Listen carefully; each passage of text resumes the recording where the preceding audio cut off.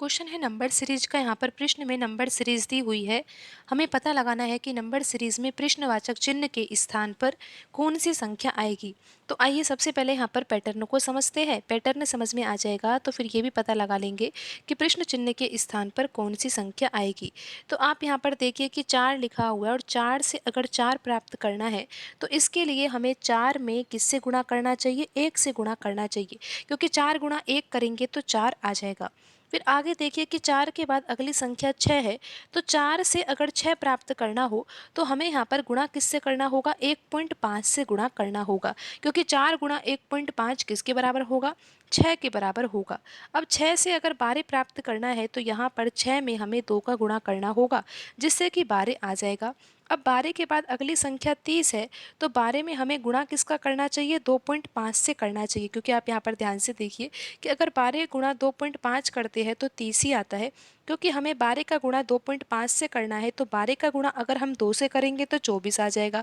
फिर हम प्लस का चिन्ह लगाएंगे और 12 का गुणा अगर 0.5 से किया जाएगा तो 12 का आधा करना होगा, और 12 का आधा होता है 6। तो 24 प्लस 6 कितना हो जाएगा, 30 हो जाएगा। और वैसे भी आप अगर 12 का गुणा 2.5 से करोगे तो 30 ही आएगा। और अब आप यहाँ पर पैटर्न को भी समझ ही लीजिए, क्योंकि पैटर्न तो हमें समझना ही होगा। यहाँ पर 1 से गुणा किया है, फिर 1.5 से, फिर 2 से, फिर 2.5 से। तो अब यहाँ पर आगे किससे गुणा करना चाहिए, हमें 3 से गुणा करना चाहिए। तो 30 का गुणा 3 से करा जाएगा तो 90 आ ही जाएगा। तो ये तो बिल्कुल सही है। अब हमें पता लगाना है कि 90 के बाद अगली संख्या क्या होगी। तो आप यहाँ पर ये समझिए कि 3, यहाँ पर 3 से गुणा तो किया हुआ है, तो 3 के बाद अब हमें किससे गुणा करना होगा, 3.5 से गुणा करना होगा, क्योंकि आप यहाँ पर देख सकते हो जिन संख्याओं से हम गुणा कर रहे हैं ये भी एक प्रकार की सीरीज ही है। और यहाँ पर आप देखोगे कि 1 के बाद 1.5 लिखा है, तो यहाँ पर 0.5 का अंतर है। 1.5 के बाद ये 2 लिखा हुआ है, तो यहाँ पर भी 0.5 का अंतर है। 2 के बाद ये 2.5 है, तो यहाँ पर भी 0.5 का ही अंतर है। और 2.5 के बाद ये हमने 3 लिखा है, यहाँ पर भी 0.5 का अंतर है, तो आगे भी 0.5 का ही अंतर रहेगा।